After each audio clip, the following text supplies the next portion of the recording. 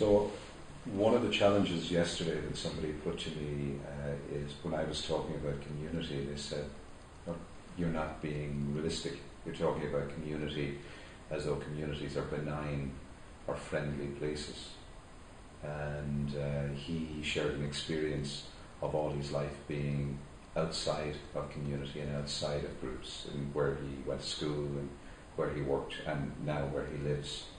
So he felt that a lot of what we were talking about when we talk about strength-based or asset-based ways of thinking about community were naive, was the word he used. What I tried to explain to him was that in fact I don't think he ever lived in a community or worked in a community or went to school in a place that deserves the name a community of learning. Because in a sense most of us, I think, have the same experience. We spend our lives either being part of the in-group and getting along and being accepted, or being part of the out-group and not. And I think more and more, even young children in schools are getting passionate about wanting to do something about that, right? So they know, even very young children know. There are the innies and the outies, right? And they are allowed to grow up in that system. And it's like the elephant in the room that nobody talks about. But I think even very young kids, and I think the same is true in the world of work with adults and in communities, I think people want to actually do something about that. Another way of saying people want to do something about the fact that there are people that are outsiders and are not included is to say that people want to build community. So community is not something I think that exists yet. As long as there are in-groups and out-groups, we still have work to do when it comes to building community.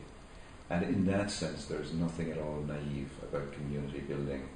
It's actually probably the most challenging thing in the world to do.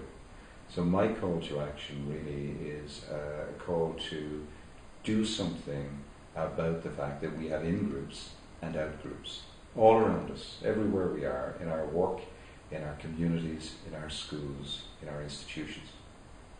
And I think there's a lot of people out there who want to work on that. The name I use for them is community builders and community connectors. My call to action is let's start talking to each other, and let's start telling stories about the work that's already being done. Because I think there are people out there that are working to try and make sure those that are in the out-group can be included.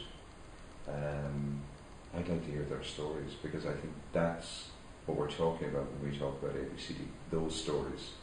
In the workplace, in the school, in the community. How are we working to ensure those on the outside, on the margins, are coming into the centre and making sure they're actually central to that effort? Do you know something that you could teach me about doing that? Have you done something that has made that happen? If you have, I want to hear your story.